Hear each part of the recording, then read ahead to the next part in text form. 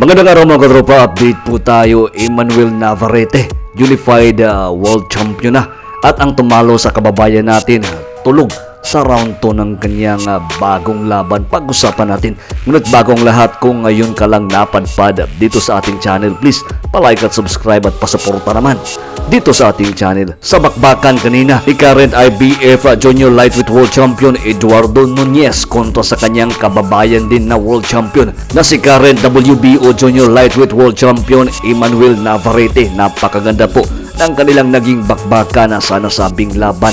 Sa round 1 pa lang, pinapakita po ni Emmanuel Navarrete na talagang hindi siya nasisindak sa lakas ng kapwa kampiyon niyang kababayan na si Nunez. Pagdating po ng round 2, makikita din natin na talagang palaban itong IBF World Champion na si Eduardo Nunez. Maganda po yung mga atake ni Emmanuel Navarrete, pero talagang nagsusukli po ng mga suntok din itong si Nunez. Makikita natin dito sa round 3 kung gaano ka-clever at gustong tapusin agad ni Navarrete itong kampiyon na si Nunez, pero talagang pumapalag din ito sa mga basagan ng mukha. Ito ang sinasabi nila ng mga Mexican warriors na kung saan makitaan na talaga basagan ng mukha yung gusto dito sa ibabaw ng ring.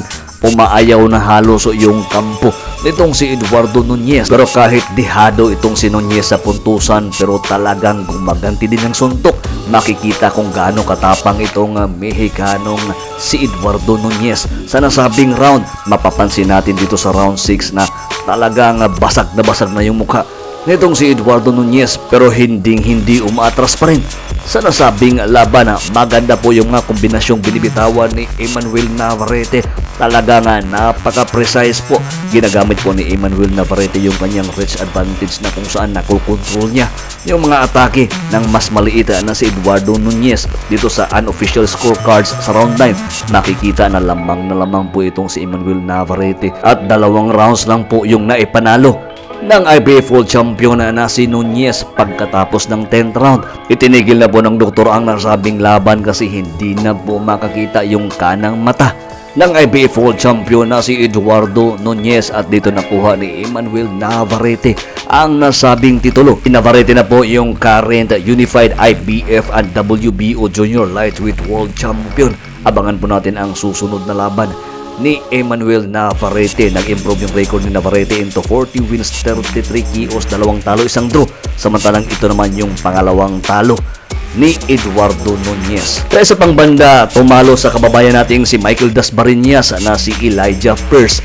Talo via second round knockout. Kung matatandaan po natin, July 2025, nakabakbakan po ng kababayan natin si former IBO Bantamweight World Champion, ang top contender na si Elijah Pearce. Kung matatandaan po natin, round 9 knockout po ang inabot ng kababayan natin. Kung angas lang yung basihan, talagang maangas po itong si Elijah Pearce, kung saan nagkainitan po ito sila ni Cuadro Alas. Ayon sa post ni Elijah, is ina-knockout daw niya itong si Cuadro Alas pag sila yung nagharap. Pero sa laban nito para sa WBO International Featherweight title na kanyang dinipensa, second round lang po yung inabot ni Elijah Pearce dito sa kay Lorenzo Parra. Wala pong nagawa ang kayabangan ng Amerikanong si Elijah Pearce. Hanggang dito lang muna tayo sa ating update. Maraming salamat po.